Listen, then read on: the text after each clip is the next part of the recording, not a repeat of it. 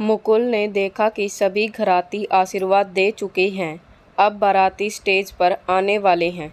वह जल्दी में स्टेज पर पहुंचा और जेब से 500 के नोट निकालकर आशीर्वाद मुद्रा में खड़े होने ही जा रहा था कि प्रिंसिपल दीप्ति भी उसकी बगल में आकर खड़ी हो गई। मुकुल का दिल धक धक करने लगा। आज वर्षों बाद वह फिर से उसके करीब खड़ी थी। सभी लोग जोड़े से स्टेज पर जाकर वर वधू को आशीर्वाद दे रहे थे। मुकुल आज न जाने क्यों खुद को अधूरा सा महसूस कर रहा था। खुद की भतीजी की शादी थी। वह 41 साल का था, कॉलेज लेक्चरर था, फिर भी कुंवारा था, सुंदर था, हैंडसम था, फिर भी उसकी शादी नहीं हुई। परिवार के सभी सदस्य आशीर्वाद दे चुके थे। अब रिश्तेदार और मोहल्ले के लोग जोड़े से आकर वर वधू के सर पर हाथ रखकर फोटो और वीडियो बनवा रहे थे। जो भी कोई स्टेज पर जाता उसके हाथ में पैसे भी थे। कन्यादान और नियत के 50 लिखवाने वाले भी हाथों में 100 के नोट लेकर कैमरे के सामने अपनी लाज बचाने की कोशिश कर रहे थे। बेमन से ही सही, मगर जेब सबको ढीली करनी पड़ रही थी। कुछ समझदार थे। वह एक हाथ में 100 का नोट पकड़े हुए थे। 100 का नोट अपनी पत्नी को पकड़ा रखा था। पत्नी वधू के हाथ में शगुन दे रही थी। पति वर के हाथ में शगुन दे रहा था। यानी 200 रुपये में उनका काम निकल रहा था। जो अनाड़ी थे वह दोनों हाथों में 100 का नोट पकड़े हुए थे और पत्नी को भी 2 नोट पकड़ा रखे थे ताकि वह वधू को अलग अलग शगुन दे सके। उनके 400 रुपये खर्च हो रहे थे। जो अमीर थे या कैमरे के सामने खुद को थोड़ा अमीर दिखाना चाहते थे, उनके हाथ में 200 या 500 के नोट थे। जिस लड़की की शादी थी उसकी कॉलेज की प्रिंसिपल दीप्ति भी थी। शादी में आई हुई थी। प्रिंसिपल 40 साल की थी। अजीब बात यह भी थी कि वह भी अभी तक कुंवारी थी। उसने अपनी मुट्ठी में 2 500 के नोट दबा रखे थे। बस मौके की तलाश में थी कि कब स्टेज पर जाए और आशीर्वाद देकर अपने घर निकले। मुकुल ने देखा कि सभी घराती आशीर्वाद दे चुके हैं। अब बाराती स्टेज पर आने वाले हैं। वह जल्दी में स्टेज पर पहुंचा। जेब से 500 के 2 नोट निकालकर आशीर्वाद मुद्रा में खड़े होने ही जा रहा था कि प्रिंसिपल दीप्ति भी उसकी बगल में आकर खड़ी हो गई। मुकुल का दिल धक धक करने लगा। आज बरसों बाद वह फिर से उसके करीब खड़ी थी। दोनों इतने करीब खड़े थे कि उनका शरीर एक दूसरे को छू रहा था। जानी पहचानी खुशबू ने मुकुल को भाव विभोर कर दिया। वह सोचने लगा, यह आज भी वही परफ्यूम लगाती है। इसकी आदतें जरा भी नहीं बदली। एक ही चीज़ को इतने लंबे समय तक अपनी पसंद बनाए रखना इसकी आदत है शायद। यह आज भी मुझे उतना ही चाहती है, तभी तो मेरी तरह कुंवारी है। अगर किसी और को चाहती होती तो अब तक शादी तो कर ही लेती। उधर दीप्ति भी जानबूझकर मुकुल के साथ आ खड़ी हुई थी। वह सोच रही थी, तुमने मुझे ज़िंदगी में शामिल नहीं किया, लेकिन आज एक ही फ़ोटो में तेरे साथ शामिल हो गई हूँ। वह जानबूझकर उसके टच होकर खड़ी थी ताकि उसे करीब से महसूस करा सके। 2 पल उसे एहसास को जी सके जो हकीकत बनने की बजाय एक ख्वाब बनकर रह गया था। आशीर्वाद देते समय दीप्ति का एक हाथ मुकुल के हाथ के ऊपर था। दीप्ति ने भावावेश में हाथ का वजन उसके हाथ पर बढ़ा दिया था। वह कुछ पलों को जी भर के जी लेना चाहती थी। उधर मुकुल का भी वही हाल था, मगर वह संन्यासमीत था। ऐसे मौक़ों पर पुरुष अपने संवेगों को छुपा सकता है, मगर औरत ज़्यादा भावुक होती है, कंट्रोल नहीं कर पाती। आशीर्वाद देकर जब दोनों स्टेज के नीचे आ रहे थे, तब मुकुल ने सोचा, यह हमारे मेहमान है। उसे फॉर्मलिटीज़ निभाते हुए उसका हालचाल तो पूछना ही चाहिए। ऐसे मौक़ों पर ईगो दिखाना ठीक नहीं है। वह धीरे से बोला, आपने खाना खा लिया? नहीं खाया तो खा लीजिए। वह बोली, खा लिया मैंने। वह बोला, अच्छा देखा नहीं, मैं भतीजी की शादी में है ना बिजी था। चाचाओं के पास समय कहाँ रहता है, कहते हुए वह हंस दिया। दीप्ति ने उसके हंसते हुए चेहरे की तरफ देखा, फिर मन ही मन सोचने लगी, आज भी हंसते हुए कितना सुंदर लगता है। कमबख्त की इसी मुस्कान ने ज़िंदगी बर्बाद कर दी मेरी। इसमें इतनी ईगो और अकड़ नहीं होती तो आज हम दोनों के भी बच्चे होते। वह उसके साथ चलता चलता टेंट के आखिरी छोर तक आ गया था। वह बोली, अच्छा तो अब चलती हूँ, विदा कीजिए, बहुत लेट हो गई हूँ। मुकुल बोला, एक कॉफ़ी तो और ले लीजिए, आप इधर खाली कुर्सी पर बैठिए, मैं लेकर आता हूँ। कहता हुआ वह उसके जवाब का इंतज़ार किए बिना ही कॉफ़ी लेने चला गया। दीप्ति टेंट के कोने में खाली कुर्सी देखकर बैठ गई थी। वह बैठे बैठे स्टेज की तरफ देख रही थी। स्टेज पर कुंवारी लड़कियां तितलियों की तरह अनाप शनाप मेकअप लगाए हुए मंडरा रही थी। दीप्ति ने महसूस किया कि उन लड़कियों की अपेक्षा वह थोड़ी मोटी हो गई है। फिर उसने कल से डाइटिंग शुरू करने की सोचकर खुद के दिल को तसल्ली दी। 13 साल पहले दीप्ति और मुकुल एक ही कॉलेज में एक साथ लेक्चरर लगे थे। रोज़ मिलना और बातें करना उन्हें करीब ले आया था। पहले दोस्ती हुई, फिर दोनों को आपस में प्यार हो गया। उनके इश्क का पूरे कॉलेज को पता था। दोनों साथ में आते थे, साथ ही वापस जाते थे। पूरे कॉलेज में दीप्ति अकेली महिला प्रोफेसर थी, इसलिए दूसरे कई लेक्चरर भी उसके साथ करीब आने की कोशिश कर रहे थे। वह दोस्ताना स्वभाव की थी, सभी से हंस बोल लिया करती थी, मगर मुकुल रिजर्व टाइप का व्यक्ति था। उसे दीप्ति का अन्य पुरुषों से बोलना बतलाना पसंद नहीं था। इस बात पर बहुत बार दोनों में बहस भी होती थी। वह कहता था, देखो यार, सबसे हाय हेलो तो ठीक है, मगर स्टाफ रूम में किसी और के साथ घंटे बैठकर बतलाना मुझे पसंद नहीं है। वह कहती थी, मैं तुम्हारी हूँ, मगर इसका मतलब यह नहीं कि मेरा कोई दोस्त भी नहीं होगा। आज़ादी पर अंकुश लगाने की कोशिश मत करो। तब मुकुल का एक ही जवाब होता था, मुझे तो पूरी चाहिए, आधी अधूरी से मेरा दिल नहीं भरता। तेरा तन और मन ही नहीं, तेरा सारा वक्त भी मेरा होना चाहिए। तू बात कर तो मेरे से कर, तू सोच तो मेरे बारे में। जैसा मैं तुम्हारे लिए समर्पित हूँ, मुझे भी तू वैसी ही चाहिए। मैं पढ़ाई औरत के पास नहीं बैठता, उससे घुलने मिलने की कोशिश नहीं करता, फिर तू क्यों करती है? फिर दोनों में मतभेद बढ़ते गए। वह उसकी बातें भी किसी के साथ बांटना नहीं चाहता था और दीप्ति सभी को सहेती बनना रहना चाहती थी।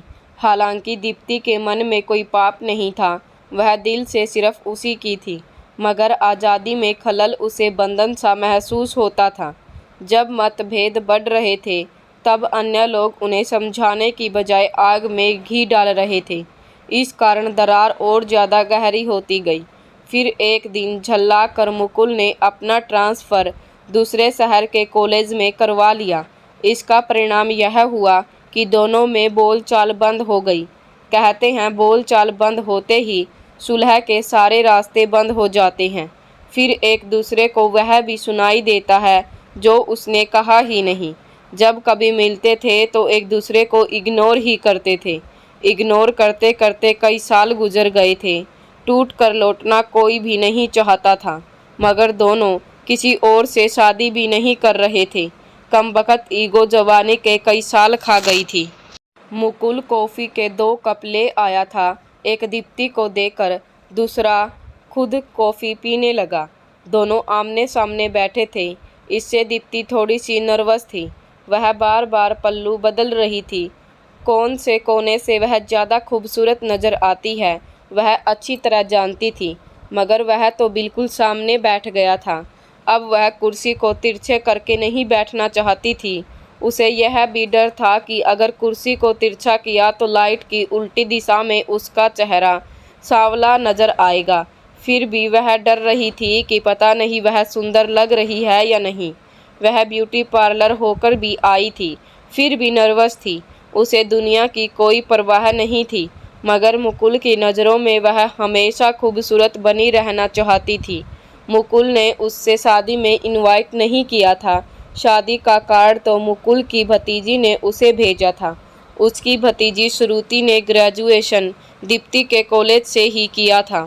कहते हैं प्रिया ही नहीं, उससे संबंधित हर चीज़ प्यारी लगती है। दोनों चुपचाप कॉफ़ी पी रहे थे, मगर चुप थे। बहुत सी बातें थी जो दोनों शायद एक दूसरे से कहना चाहते थे, मगर उम्र, पद और ईगो ने होठों पर जैसे ताला लगा दिया था। मुकुल बोला, और कॉलेज कैसा जा रहा है? अब तो जिम्मेदारियां बढ़ गई हैं आपकी, प्रिंसिपल जो बन गई हो।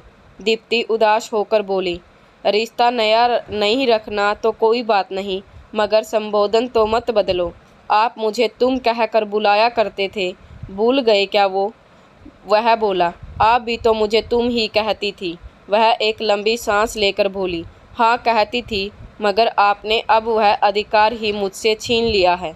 मुकुल बोला, आप एक गरिमामय पद पर हो, मुझसे बड़ी हो, तुम कहना अच्छा नहीं लगता। वह बोली, एक बात कहूँ? वह बोला, क्या? दीप्ति की आंखों में पानी भर आया था, मगर उसने दूसरी तरफ मुँह करके उसे जब्त कर लिया। फिर बोली, थक गई हूँ अकेले चलते चलते, लौट आओ ना। मुकुल गंभीर होता हुआ बोला, अब कोई फ़ायदा नहीं है, वक्त निकल गया है, मैं अकेले रहना सीख गया हूँ। दीप्ति के दिल को एक झटका सा लगा। वह उसके सामने टूटना ही नहीं चाहती थी, मगर भावुकता में दिल की बात कह बैठी। अब उसे पछतावा होने लगा कि क्यों उसने इस पत्थर दिल इंसान से लौट आने की रिक्वेस्ट की। वह खड़ी होते हुए बोली, चलती हूँ, बहुत देर हो गई है। मुकुल भी खड़ा हो गया, बोला, इतनी रात को अकेली जाओगी? मैं छोड़ आता हूँ। वह बोली, क्या फ़र्क पड़ता है अगर मर गई तो? अब कोई रोने वाला भी नहीं बचा है। मुकुल दर्द भरे स्वर में बोला, माँ थी ना, क्या हुआ उन्हें? वह मुँह दूसरी तरफ करते हुए बोली, महामारी की दूसरी लहर में माँ बह गई। अब इस दुनिया में मेरा कोई नहीं है, पता नहीं क्यों जी रही हूँ मैं। कहते हुए वह चल पड़ी। वह बोला, छोड़ कर आऊँ क्या? वह बिना पीछे देखे ही बोली, अपनी गाड़ी लाई हूँ। फिर वह उसे तब तक देखता रहा जब तक वह अपनी गाड़ी में बैठकर चली नहीं गई। उसके जाने के बाद मुकुल को पछतावा होने लगा। उसे खुद पर गुस्सा आ रहा था कि वह इतना पत्थर दिल कैसे हो गया। जिसके लिए जी रहा है वह बिना किसी शर्त के लौट कर आना चाहती है। उसने अपने पद का भी कोई घमंड नहीं किया, फिर वह इतना निष्ठुर कैसे हो गया? वह पहले तो इतना हृदयहीन नहीं था। दीप्ति जब घर पहुंची तो वह बहुत ज़्यादा उदास थी। उसे खुद पर गुस्सा आ रहा था। आज वह इतनी कमज़ोर क्यों पड़ गई थी? एक ऐसे इंसान के लिए जिंदगी के कीमती वर्ष खराब कर दिए जिससे उसके जज्बात और भावनाओं की कोई कदर ही नहीं है। माना कि वह पुरुष है, टूटना नहीं चाहता, मगर मैं टूट गई थी ना, क्यों नहीं था? मेरा हाथ थामा। अब क्या ज़मीन में नाक रगड़ते हुए उसके पास जाऊं?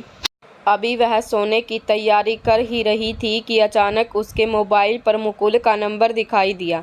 उसका कॉल आ रहा था। उसके नंबर दीप्ति के कॉन्टैक्ट लिस्ट में नहीं थे। बरसों पहले उसने डिलीट कर दिए थे, मगर उसे आज भी बखूबी याद थे। बरसों से इन्हीं नंबरों की कॉल का तो उसे इंतज़ार था। मुकुल की कॉल आने पर उसकी आंखों से आंसू निकल पड़े, मगर उसने उसकी कॉल उठाई नहीं। वह अकेले ही बड़बड़ाने लगी। कुछ देर पहले तो बच्चों का रह रहा था, उसके अकेला जीना आ गया है। फिर फ़ोन क्यों मिलाया? अब 10 बार फ़ोन करेगा तभी उठाऊंगी। फिर उसके देखते देखते फ़ोन की रिंग बजनी बंद हो गई थी। वह दोबारा फ़ोन आने का इंतज़ार करने लगी। काफ़ी देर इंतज़ार किया, मगर दूसरी बार उसका फ़ोन नहीं आया। कमबख्त इश्क भी अजीब है, यह सब की मानसिक स्थिति खराब कर देता है। फिर चाहे वह किसी कॉलेज का प्रिंसिपल हो या जिला कलेक्टर, बच्चा बना देता है साहब, क्योंकि वह इश्क है। बरसों इंतज़ार में लोग जवान झुक देते हैं, कुछ लोग तो इंतज़ार में ज़िंदगी गुजार देते हैं। कमबख्त वक्त जैसे ठहर जाता है। चाहिए तो बस वही चाहिए, उससे 100 गुना अच्छा हो वह भी नहीं चलेगा। फिर दीप्ति ने रात के 2 बजे उसका नंबर मिला दिया, और करती भी क्या, कमबख्त दिल ने मजबूर कर दिया था। उसने तुरंत फ़ोन उठा लिया। दीप्ति बोली, आपका फ़ोन आया था, मैं उठा नहीं पाई। खाना खाकर आई थी इसलिए आते ही आंख लग गई। अभी खुली तो फ़ोन देखा। क्यों किया था? वह बोला, बस यूं ही कर लिया। आप इतनी रात को घर गई थी, चिंता हो रही थी, सोचा पूछ लूं सुरक्षित पहुंच गई क्या। वह झल्ला कर बोली, पिछले कई सालों से मैं अकेले ही जी रही हूँ। एक्सीडेंट भी हुए, कई बार डरते डरते घर पहुँची हूँ, तब कभी मेरी चिंता नहीं हुई क्या। उधर से खामोशी छा गई। फिर वह उदास सबर में बोला, हाँ बहुत चिंता होती थी, तुमसे दूर रहकर भी दूर नहीं रह पाया।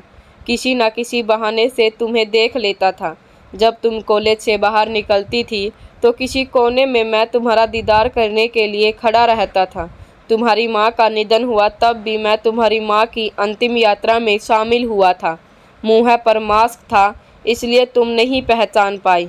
मैंने महामारी के समय तुम्हारी सलामती की रोज़ दुआ की थी, आज भी करता हूँ। भगवान मुझे उठा लेना, मगर उसे कुछ नहीं होना चाहिए। वह बोली, रो रहे हो? वह अपनी आवाज़ को दुरुस्त करने की कोशिश करता हुआ बोला, नहीं मुझे रोना नहीं आता। वह बोली, मुझे रोना आ रहा है, क्या तुम अभी मेरे पास आ सकते हो? मैं रोना चाहती हूँ, मुझे रोने के लिए तुम्हारा कंधा चाहिए। वह बोला, अभी आ रहा हूँ। वह कुछ पलों में ही उसके पास जा पहुँचा। फिर आधी रात को दोनों एक दूसरे के गले मिलकर रो रहे थे। मूर्खों ने जवानी के अहम दिन अहम में गुजार दिए। फिर चंद दिनों बाद ही दोनों की शादी हो गई। अब वह बचे कुछ दिनों को जीने में लग गए। कहानी का मोरल, प्यार करने के मज़े कम दिमाग वाले ही लोग ज़्यादा लेते हैं। ज़्यादा दिमाग वाले तो पूरी ज़िंदगी एक दूसरे को परखने में ही गुजार देते हैं। इसलिए अगर थोड़ा सा जीना है तो थोड़ा सा नीचे उतरना होगा, अपने आदर्शों से, अपने ईगो से और अपने पद और अपनी बनावटी ज़िंदगी से भी। याद रखिए, प्यार का केमिकल हर दिल में एक जैसा ही बनता है।